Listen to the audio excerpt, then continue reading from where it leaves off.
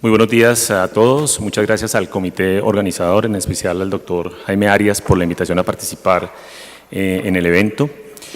Realmente desde el seno de la Asociación Colombiana de Sociedades Científicas, para nosotros es muy importante la participación en este tipo de eventos, en donde encontramos en un marco académico y con un componente muy importante técnico-científico el escenario apropiado para interactuar los diferentes actores del sector.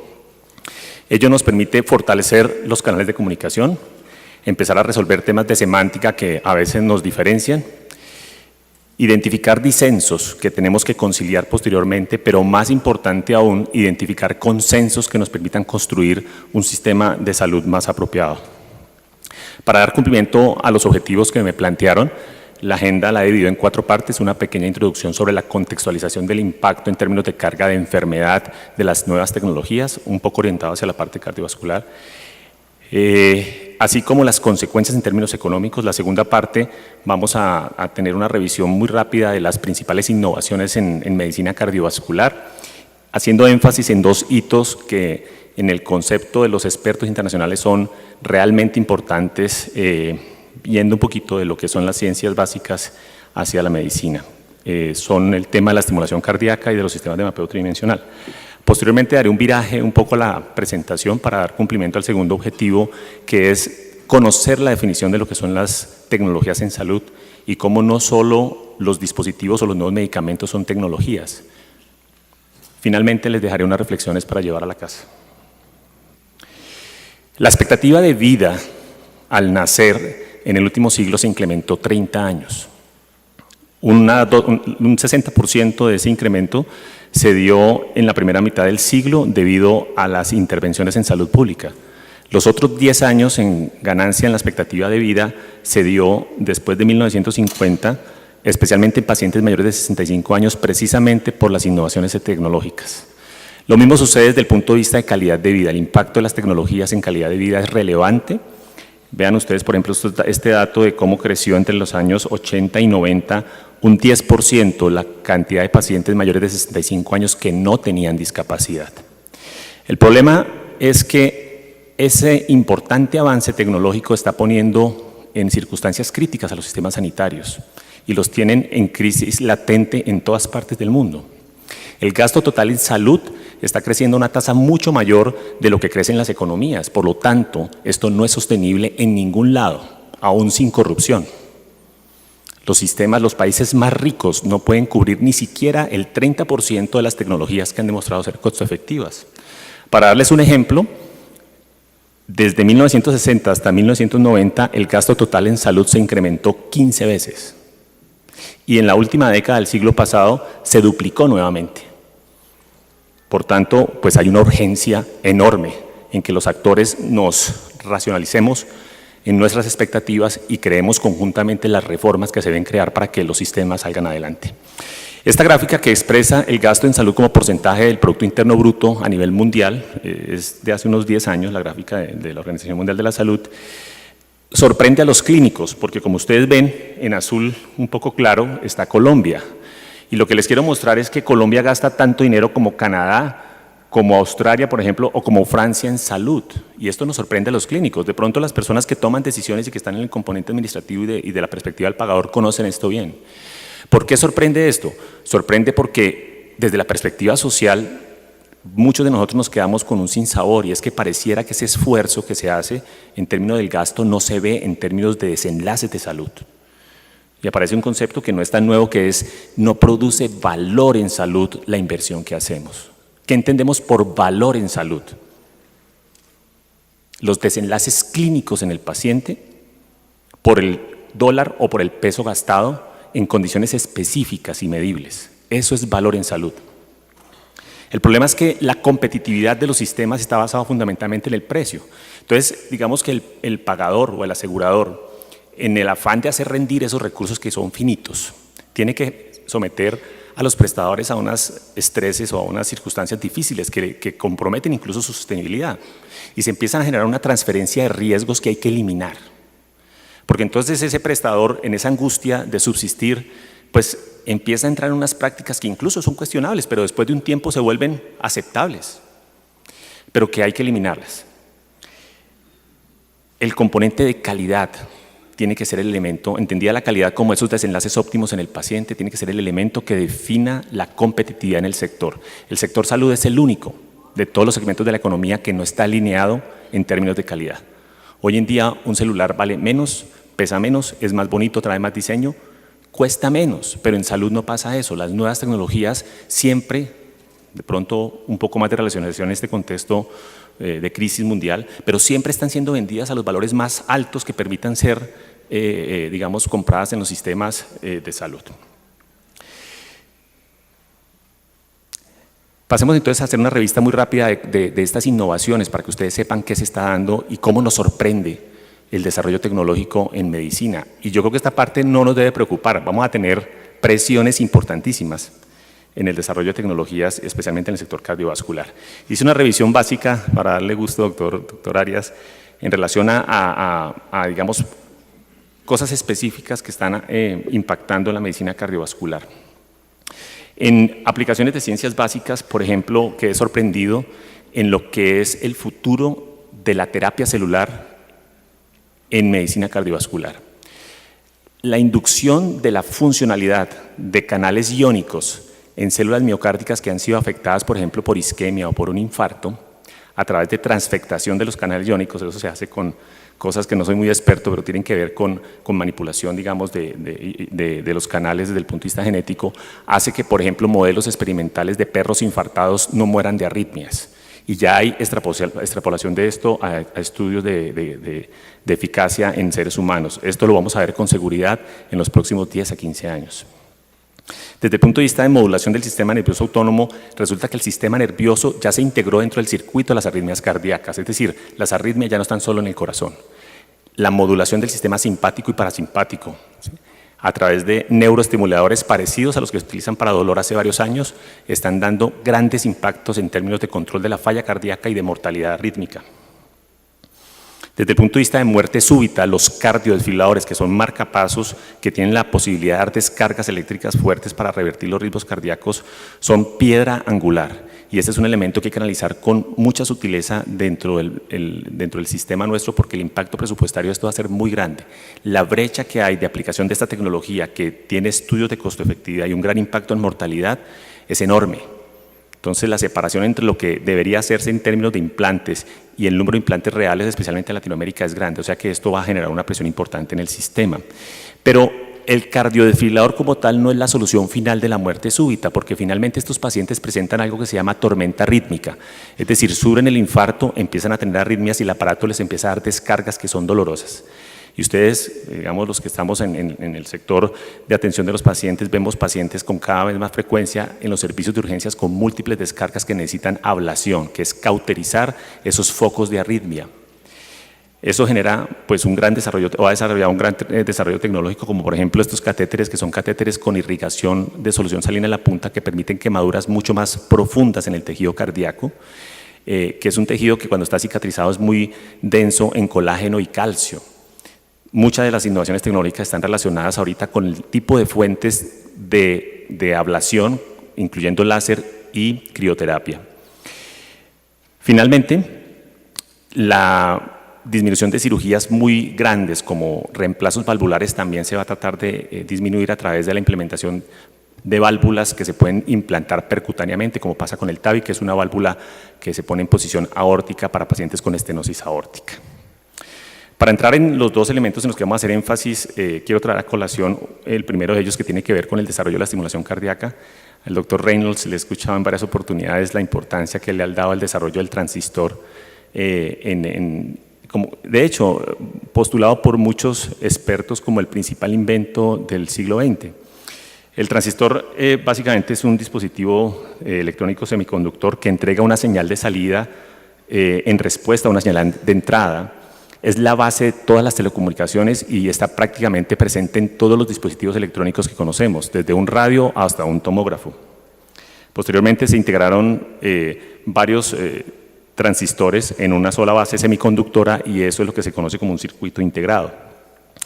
En la historia del transistor pues hay datos muy interesantes. Estos tres científicos, Shockley, Bardeen y Brattain, ganaron el Premio Nobel de Física en el año 56.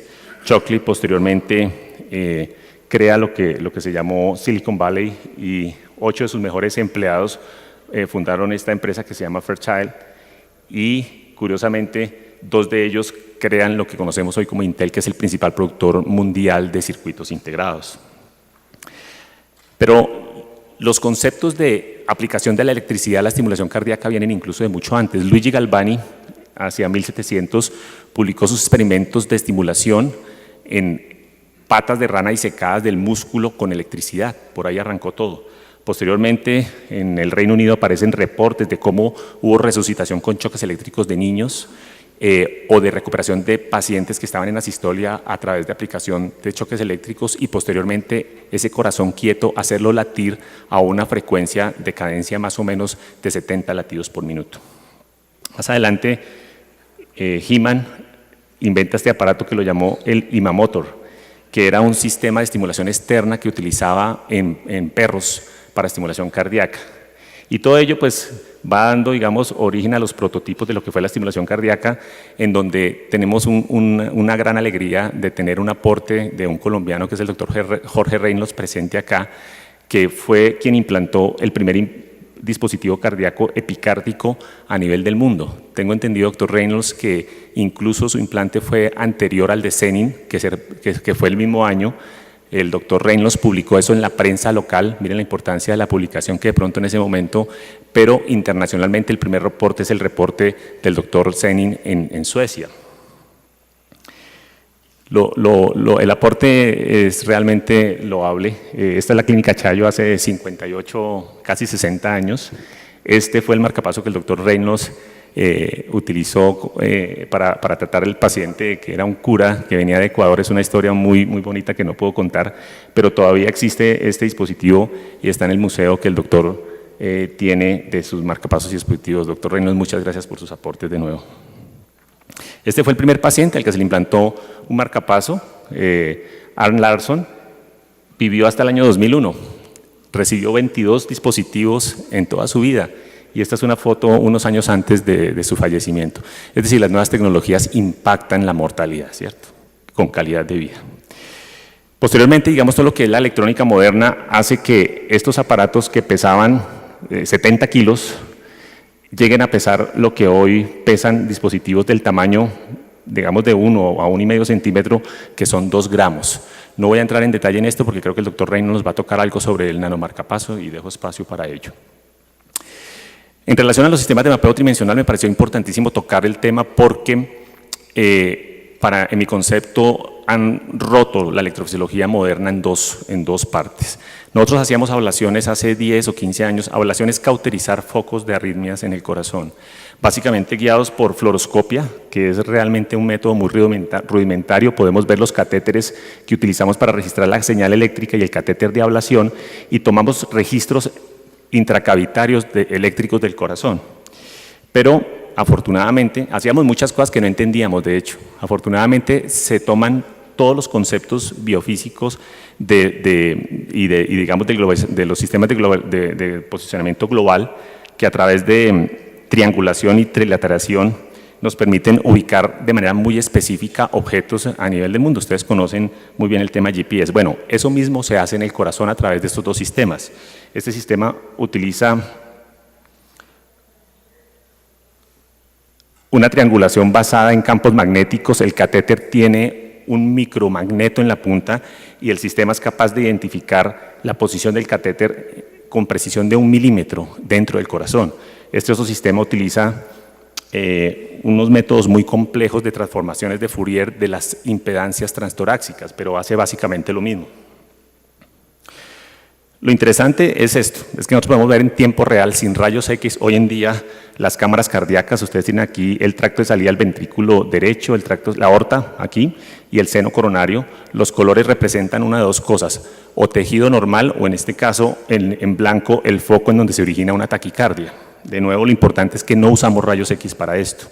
En este caso, por ejemplo, es una reconstrucción de alta densidad de una superficie epicárdica de un paciente con enfermedad de Chagas, que produce una cicatriz, y esto que ustedes ven aquí en color morado es el tejido sano y esto es el tejido muerto. Esto es lo mismo que pasa en un infarto Y estos canales que ustedes ven aquí como en ese arco iris son zonas de tejido viable que producen las arritmias. Si los infartos y las inflamaciones cardíacas fueran homogéneas y no dejaran estas zonas, no habría arritmias. ¿Qué hacemos nosotros? Entrar a homogenizar las cicatrices, volver todo esto cicatriz para que los circuitos eléctricos no recirculen acá.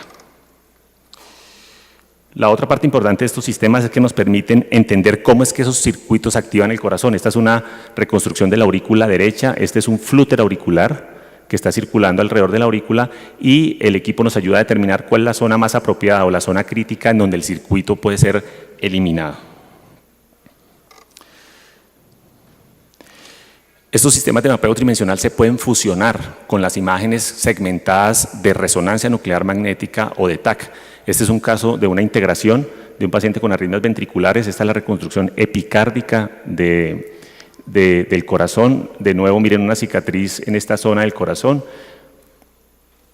No se alcanza a ver muy bien, pero los sistemas de... bueno, aquí se ve mejor. Aquí están las arterias del corazón que las podemos conocer previamente, tanto en su anatomía como localización antes del procedimiento. Aquí el sistema de conducción, entonces esto nos favorece seguridad en la realización de los procedimientos. Este es otro caso de pacientes con arritmias auriculares, en donde hay circuitos muy complejos. Miren cómo circula por un lado, por el otro. Antes no se podía hacer nada con este tipo de pacientes.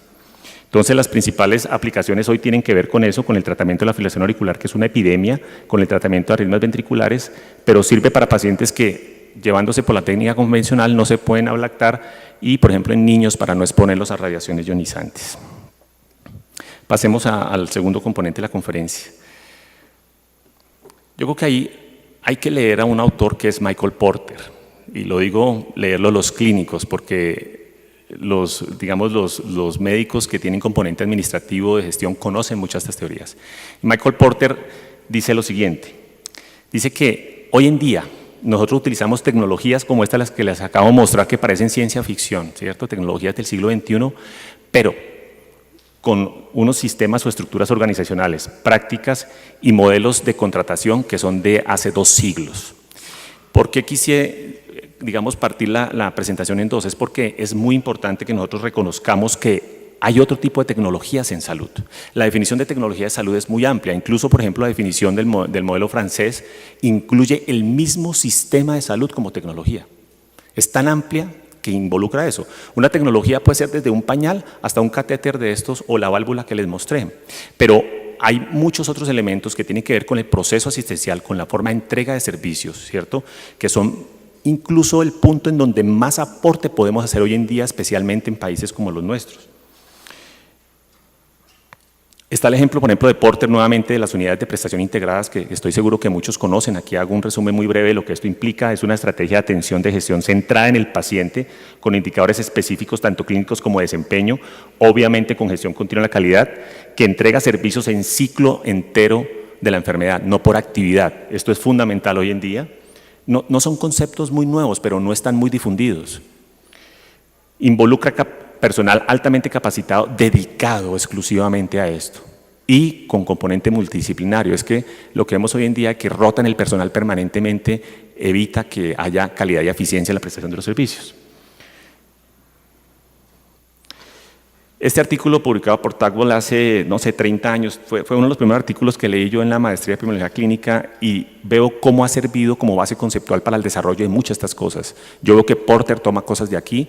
Ustedes van a ver el tema de asa iterativa de medición en muchos de los modelos y en las innovaciones que se están tomando hoy en día. Son conceptos de hace 30 años.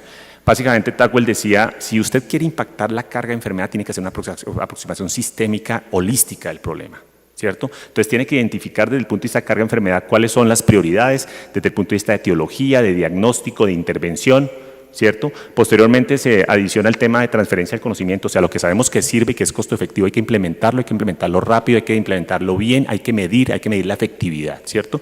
De hecho, ya hay una asa iterativa específicamente para evaluación de tecnologías en salud. Trayéndolo un poquito a la realidad y lo que de pronto hacemos en el día a día, es básicamente el resumen. Si quisiéramos simplificar qué es lo que busca el sistema de salud, yo diría, hombre, nosotros necesitamos que haya gestión de la salud y que haya gestión de la enfermedad. Eso es lo que debe hacer un sistema sanitario. Resulta que hacemos muy poco de esto y hacemos algo en esto, pero no en el concepto de gestión de la enfermedad, sino actividades individuales en cada una de estas partes de la pirámide que realmente no están integradas y esto no genera el valor que debe generar. Entonces es muy importante que aquellos que estamos en esta pirámide o en la punta de la alta complejidad o el alto costo, entendamos que todo esto es necesario integrarlo. ¿Sí? Y que, por ejemplo, si un paciente tiene enfermedad coronaria, yo no me preocupe como hemodinamista en vender el cateterismo o que el asegurador no se preocupe de que el stent valga 500.000 pesos menos, porque si no se está mirando el desenlace real en la condición clínica del paciente, realmente no estamos haciendo nada.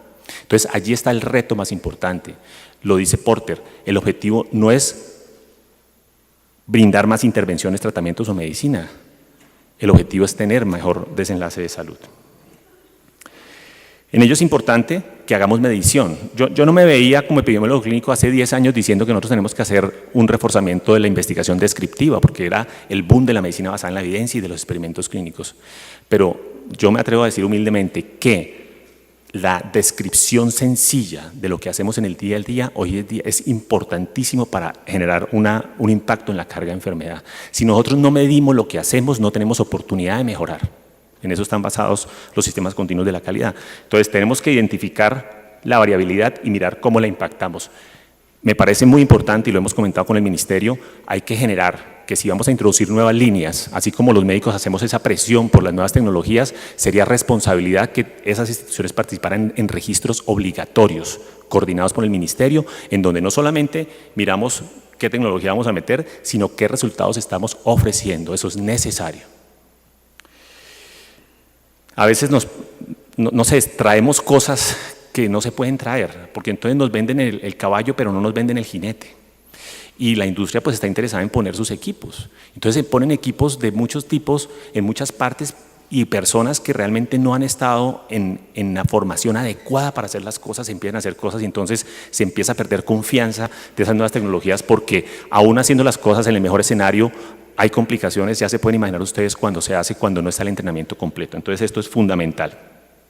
Hay otras iniciativas y otras tecnologías que, por ejemplo, en Europa el modelo europeo de excelencia se ha venido trabajando hace más de 15 años, que son muy importantes. Y en esto hay que felicitar al país porque ha habido un avance. La norma 123 de acreditación, la última norma, tiene en las mejoras que implementó varios elementos conceptuales del modelo europeo de excelencia. Y hay grupos en los cuales estamos trabajando conjuntamente que cogen el modelo europeo de excelencia como columna vertebral de la prestación de los servicios, incorporando la normatividad local, los indicadores internacionales y los conceptos de lo que son centros de alto desempeño, de unidades de prestación integrada y de centros de excelencia. Finalmente, no podemos olvidar que esta es nuestra realidad. Todos. No importa qué erudito sea yo, como actor en el sector, ningún actor independiente va a poder generar una propuesta de reforma que sirva de solución integral al sistema. Las interacciones son complejas en el sistema de salud. Y yo creo que uno de los principales retos que tenemos y el primer llamado que nosotros hemos trabajado desde sociedades científicas desde hace unos 3 a 4 años es la prudencia. La prudencia. Necesitamos ser prudentes porque cuando hablamos desde nuestra perspectiva seguramente desconocemos una gran cantidad de elementos y ese manejo no prudente de la palabra, la falta de pulcritud con la palabra nos ha generado una pérdida de confianza en el sistema que nos cuesta demasiado. No podemos olvidar entonces que una nueva tecnología puede ser algo como esto, ¿cierto? Y que esto genera un costo de oportunidad. Y el costo de oportunidad no solamente lo generan los médicos, porque tenemos que ser conscientes que es que los profesionales de la salud no solamente son los médicos y los enfermeros. Un abogado que hace contratos es un profesional de la salud. Un ingeniero biomédico es un profesional de la salud. Entonces, todos los profesionales y todo el sector tienen que tener esto como una prioridad. Me parece que como tecnología, y acogiendo un poquito el concepto francés, el mismo Instituto de Evaluación de Tecnologías que nosotros apoyamos desde sociedades científicas vehementemente, y que yo creo que es uno de los elementos más importantes de diferenciación de nuestro sistema a nivel regional e internacional, nos ayuda un poquito a resolver este tema. Hay una gran cantidad de tecnologías que tenemos que tener mucho cuidado de cómo las vamos a incorporar y tenemos que ser conscientes que aunque finalmente demuestren y pasen todas estas barreras, ¿cierto?, solamente el 30 al 40% van a ser posibles de incorporarse en los planes de beneficio porque es que los recursos no alcanzan. Los retos. pues ya lo mencioné, racionalizar y optimizar el uso de recursos. Aquí hay un tema de educación. Los médicos tenemos que saber más de costo-efectividad, los economistas tienen que saber más de la parte clínica. Nuevas fuentes de financiación, este es un reto para el ministerio. No importa que quitemos toda la corrupción que existe en todos los sectores, ¿cierto? Que la minimicemos, los recursos no van a alcanzar en esta dinámica que tenemos. Hay que buscar nuevos recursos y la sociedad tiene que dar una discusión profunda porque las expectativas de los pacientes y de las familias también tienen que limitarse, porque el paciente cree que tiene derecho a todo, pero si queremos tener derecho a todo, vamos a tener que poner más recursos de algún lado. Lograr el compromiso auténtico y transparente de todos los actores. Este elemento de renaturalizar y reconocer adecuadamente el papel de cada actor es fundamental, porque tiene que ver con la transferencia de riesgo. Entonces, si una institución para poder sobrevivir, una institución prestadora para poder sobrevivir, tiene que poner un overhead en los insumos y suministros que no es apropiado, ¿cierto? O tiene que de pronto intermediar a los profesionales de la salud, pues eso no genera calidad. Hay que renaturalizar eso, hay que saber que el prestador hace unas cosas y que él tiene unos intereses válidos de utilidad que se tienen que dar. Otro elemento central en el tema de la reforma es dimensionar apropiadamente el problema de la calidad en el sector. No va a haber una reforma que sea adecuada si esto no se asume o no se evalúa de una manera seria, en donde todos los actores se sienten a discutir qué es realmente el tema de excelencia. Doctor Arias, estoy de acuerdo, es un elemento a discutir profundamente, porque es una palabra que utilizamos demagógicamente y nos autonombramos centros de excelencia, pero realmente no cumplimos ninguno de los pilares de lo que eso implica. La propuesta de la Asociación Colombiana de Sociedades Científicas desde hace 4 años tiene que ver con esto.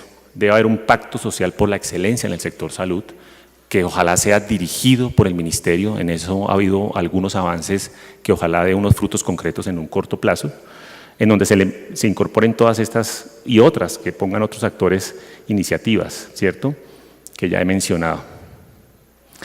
Nosotros pensamos que el país necesita, como lo hicimos hace 5 o 6 años, con el Instituto de Evaluación de Tecnologías, un instituto de gestión de la excelencia en salud, como pasa en muchos otros países. Es fundamental. El tema de contención del costo se tiene que hacer a través de una apropiada aproximación al tema de la calidad. Mis reflexiones finales son: la brecha y desarrollos tecnológicos continuarán e incrementarán progresivamente la carga económica de los sistemas de salud.